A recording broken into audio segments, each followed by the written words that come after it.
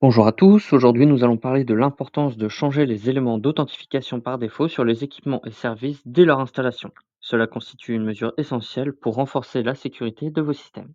Pour bien appliquer cette règle, il est crucial de modifier immédiatement les identifiants et mots de passe par défaut lors de l'installation de nouveaux équipements ou services.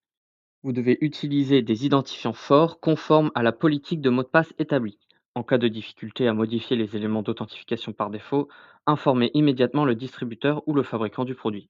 Voici quelques erreurs courantes associées à la gestion des éléments d'authentification par défaut. On a le maintien des identifiants et mots de passe par défaut augmentant le risque de compromission, l'absence du suivi rigoureux lors de l'installation de nouveaux équipements ou services, et la négligence à informer les fabricants ou distributeurs en cas de difficulté à modifier les éléments par défaut. Pour remédier à ces problèmes, voici les actions recommandées. Il faut établir des procédures claires pour la modification des identifiants par défaut. Par exemple, si un routeur est livré avec un identifiant admin et un mot de passe admin, il est impératif de modifier ces identifiants avant de connecter le routeur au réseau.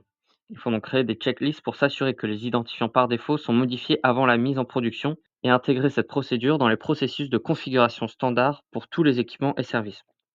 Vous devrez aussi sensibiliser et former vos équipes. Lors de l'installation de nouveaux équipements, formez les équipes à vérifier et changer les identifiants par défaut en utilisant des outils de gestion de configuration certifiés est primordial. Vous pourrez aussi renouveler régulièrement l'opération de changement des éléments d'authentification. Planifier une revue trimestrielle des équipements pour s'assurer que tous les identifiants par défaut ont été changés. Vous pourrez aussi en profiter pour changer les mots de passe car ces derniers doivent être changés tous les 90 jours.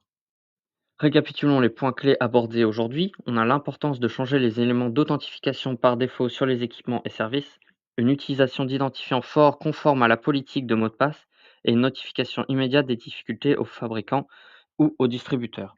Donc, je vous remercie pour votre attention et n'hésitez pas à consulter d'autres vidéos pour continuer à vous former.